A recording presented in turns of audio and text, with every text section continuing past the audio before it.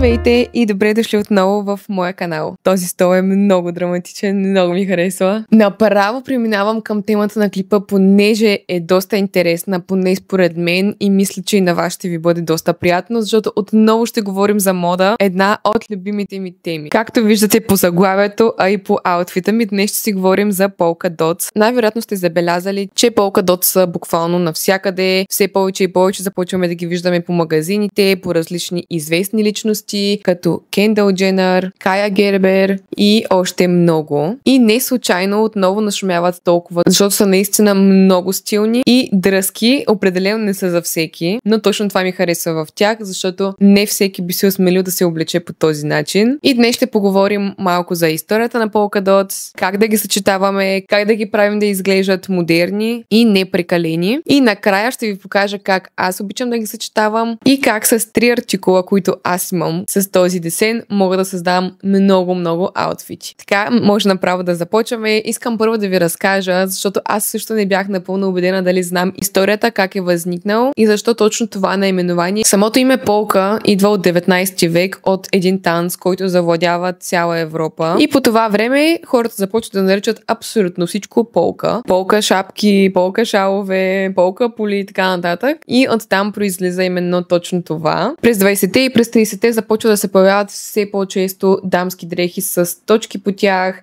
дали ще бъде на черна основа с бели точки или на бяла основа с черни точки. А през 50-те този стил става точно емблема за женствеността, благодарение на икони като Мерилин Монро и Одри Хепбърн, които са го наложили допълнително, така че може да сме благодарни на тях, че днес все още Polka Dots са на мода. Аз лично свързвам този десен с нещо много шик, може би лек винтидж френски вайб и лично според мен този десен излъчва класа и стил. Както казах, не е много лесен за възприемане и знам, че не всеки би се облякал по този начин. Малко е особено и е доста грабващо окото, особено ако точките са доста по-големи. Както на тази снимка на Сара Джесика Паркър. Това са наистина доста грамадни точки, дори аз не съм сигурна дали бих излязла по този начин, но със сигурност е доста грабващо окото аутфит. И може да започнем да говорим вече по основната част, как да носим Polka Dots дрехи и да изглеждаме добре. Убедена съм, че много хора харесват този десен и биха искали да се обличат по този начин, но просто не знаят откъде да започнат, как да комбинират, как да съчетаят, така че да изглежда наистина лицеприятно, защото е много тънка границата и е много лесно да се прекали с този десен. Така че е важно да знаем няколко основни правила. Когато съчетаваме някоя дреха, която е на точки, е хубаво всичко останало да бъде доста по-семпло. Защото точно тази дреха е самия акцент на цялата визия и нямаме нужда от абсолютно нищо друго. В случая, аз даже в момента съм съчетала ето този топ с едни обикновени дънкини панталони и надолу бих обула някакви, може би, пантовки, но със сигурност няма да прекаля, както и с аксесуарите. Чантата ми би била просто обикновена черна чанта, като обици даже не съм сигурна дали бих сложила нещо, тъй като този потник е с поло и стига доста нагоре до врата и мисля, че може би ще стане малко прекалено, така че по-скоро бих оставила тази визия ето по този начин. За хората, на които дори тази визия им идва too much, бих посъветвала да носите просто някакъв аксесуар. Като много хора използват просто чанти, обувки, забрадки за коса, ленти, панделки и така нататък. Даже съвсем скоро видяхме Хейли Бибър с ногти, които са целите на точки, които отново са доста готин акцент във визията и са много игриви. Нещо, което със сигурност бих направила, ако си намеря такъв аксесуар, би било да имам изцяло обикновена изчистена визия, дали ще бъде черна, дали ще бъде бяла и да си наметна на врата ето тук едно тънко шалче, което да бъде с такъв десен. Според мен това е много шик, много елегантно,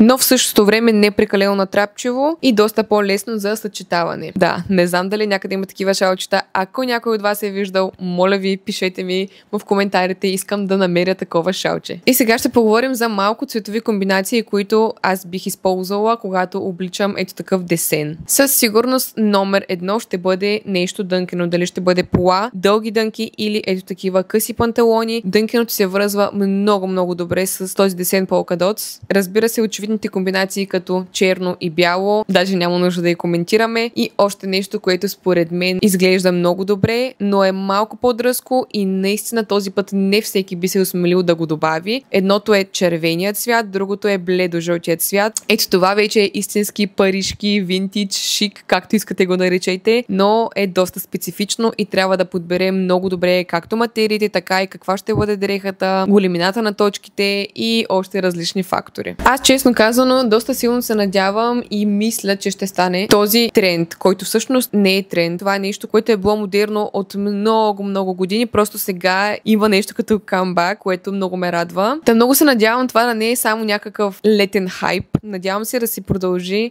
И сега може да преминем към любимата ми част и това е как ще стилизирам моите 3 артикула, които включват този десен в много различни визии. Ще направим от най-бейсик визиите до доста по-елегантни и такива, които стават и за някои поводи, така че хайде да започваме. Сега започваме направо с този аутфит, който съм в момента. Доста бейсик, широки панталонки и ето този потник, който си взех от Zara, от намаленията и сега искам да ви кажа един хак, който направих. Този потник по принцип е доста дълъг, стига горе-долу до панталонките, той е като рокля един вид и отзад, както виждате, е с гол гръб. Но понеже много ми хареса и една вечер започнах да си мисля колко ли много аутфити мога да измисля само с един потник. Та мога да го направя като рокля, мога да го направя като къс потник, мога като дълъг и мога да си го направя като обикновения, който по принцип Zara са измислили. И понеже много ми хареса, си взех още един и сега ще ви покажа един малък хак. Закачвам си микрофона тук, надявам се да ми чувате. Ето това представлява потника. Завързва се ето тук и вижте колко е дълъг и отзад е просто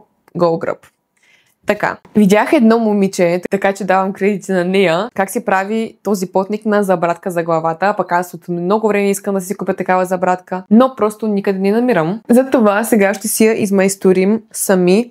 Ето по този начин. Отзад съм я завързала и искам да ви кажа, че това е една от любимите ми визии. Просто е много различна и отново акцента е само в точките, като тези забрадки от вече доста време са актуални всяко лято, така че тук няма какво да коментираме. И като още един аксесуар бих съчетала с тези очила, които се връзват много добре, защото са с черна рамка и с сини стъкла като панталонките. И за обувки бих избрала ето тези пантовки. Те са като тези балерини на Алая, които са прозрачни. Предполагам всички сте ги виждали. И за финал добавям ето тази нюню, както аз наричам чантичка, тъй като няма нужда от нещо по-голямо. И ето така се получава първата визия, която съм направила с два потника от Zara. Хора, не мога да повярвам, но наистина много ми харесва. Не знам дали може да ми видите обувките, но да. Сега преминаваме към още една много любима моя визия, като заменяме панталонките с ето тази поличка. Тук има два варианта, разбира се. Мога да я сложа над потника, ето по този начин. Само че това е доста предвидимо. Аз не обичам много такива визии, затова ще я сложа отдолу и сега ще ви покажа как ще изглежда. И съвсем лекичко издърпвам потника ето така в страни, защото аз търся тази асиметрична визия, която според мен изглежда доста по-добре. И съчетаваме с ето тези чехли, които отново са от Zara. Тази поличка също ми е от Zara, понеже много често ме питате. И виждате как всичко в тази визия е семпло, защото целият акцент е в потника. Ето така изглежда и отзад. Доста гърли и доста сладка визия. Сега продължаваме нататък с още една. Сменям полата с черна, която е като конус и отново си имаме същата сходна визия, само че цялата е черна. Но сега ще я преобразуваме. Пускам потника. Той има една ето такава лентичка, която има копченце и се захваща ето тук и става доста свободен и изглежда като рокля, както ви казах преди малко. И сега тази визия тотално се променя, защото вече си имаме цял нов аутфит с потник, отзад с гол гръб, много шик. Само че това е малко рисков аутфит, тъй като ето тук отстрани буквално целият гръб е гол и нищо не държи. Така че е хубаво да си залепя ето тук от тези лепинки, които държат дрехите да не се движат. Това е game changer. Ако някой няма такива, задължително си купете в Shein или просто си купете двойно залепащо тиксо. Това също е много добър хак и помага с абсолютно всичко. И сега ще ви покажа една последна визия, която аз успях да си скалъпя в пробната в Zara. и точно това ме накара да искам да си взема втория потник. Изобщо не съжалявам, това може би беше най-доброто ми решение. И сега ще ви покажа как си правя рокля с два потника от Zara, тъй като аз наистина много време си търся такава мини polka dot дрес, но не знам защо, никой не прави, просто реших да се направя сама. Та сега завързвам това, което принципно трябва да бъде вързано на врата, ето тук отпред, като панделка. И тази част, която виси отзад на роклята, я прегъвам на две и я защипвам ето така под панделката. Отново стягам хубаво, за да не останем без долната част на роклята. И ето така, вече си имаме цяла нова рокля, сглобена от два потника. Мисля, че с тези топове се справих доста добре и направихме бая аутфити, даже вече им изгубих бройката. И сега е време да преминаваме към следващия артикул, който е с десен polka dot, да видим какво ще измислим там. Тук съм съчетала една плажна визия с едно горнище на Бански, ето тези polka dot панталонки, които са от новата колекция в Zara и са просто жестоки. Отгоре съм добавила ето тази черна ленена риза, която мисля, че прави цялата визия още по-бичи, защото е ленена. Какво друго бих добавила? Разбира се, отиваме на плажа, така че ще си сложа ето тази шапка с черен акцент отново и ето тази сламена чанта. Като обувки съм избрала тези чехли, защото пак повтарям, отиваме на плаж. И ето така се получи цялата визия. Ако трябва да съм честна, мисля, че тази до момента ми е наистина най-любима. Обяснявах ви, че този десен е доста шик, но в същото време успях да го съчетая в нещо доста по-лежерно и въпреки това цялата визия да изглежда доста добре. Показвам ви я пак отблизо и сега преминаваме към следващата. Разбира се, може много лесно да съчетаем тези панталонки и с една обикновена оверсайз черна тениска. Като тук в тази визия, разбира се, че мога да остана и с черните си чехли, но друго нещо, което бих направила е да добавя ето този Adidas специал, който, моля ви, не му обръщайте внимание. По принцип цвета е абсолютно същия като на панталонките и би се вързало страхотно, но просто този велур супер много се зацапва и все още ме е страх да ги изпера. Така че когато ги изпера, този аутфит със сигурност ще бъде на лице. Даже сега нямам нужда да ги обувам, но се надявам да схващате визията ми. Визия номер, изгубих и бройката, махнах черната риза, отново добавих чехлите с ток и ето тази уникална застелена риза, която има пера и прави визията ми още по-шик. Сега ще я закопчея и ще се върна отново да ви покажа крайния резултат. Ето така изглежда просто жестоко и е точно както хората казват effortless chic. Много ми харесва, със сигурност бих го използвала за някой повод. И мисля, че бяхме до тук с панталонките. Сега преминаваме към последния артикул, който имам със същия десен и това е ето това потниче, което сега ще ви покажа как бих стилизирала. Ще излъжа, ако кажа, че не съм обсебена от тази визия. Както казах и преди малко, polka dot десен с дънки е просто жестоко. Добавила съм ето тези бели чехли и много ми харесва идеята аутфита да бъде оверсайз от всякъде. Вижте блузката колко е широка, тук талия не се вижда. Дънките отново са доста широки. Не знам за вас, но мога да кажа, че съм обсебена от тази визия и продължаваме нататък. Разбира се, нямаше как да го подмина, но абсолютно същата визия може да стане и с ето тези къси панталони. И ето така би изглеждала тя.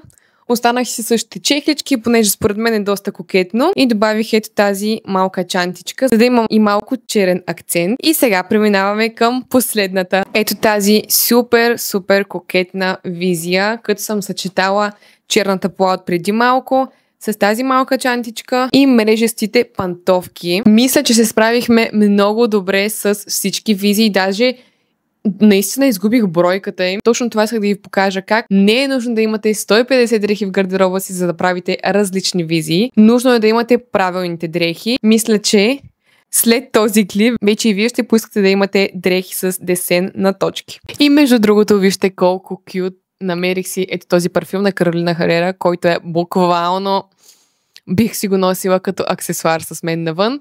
И ето тази панделка, която си спомням, че от H&M преди сигурно 5-6 години. Но това са други теми за други видеа. Много благодаря, че останахте до края на видеото. Наистина се надявам да ви е било полезно и да съм ви показала малко различна страна на този polka dot тренд.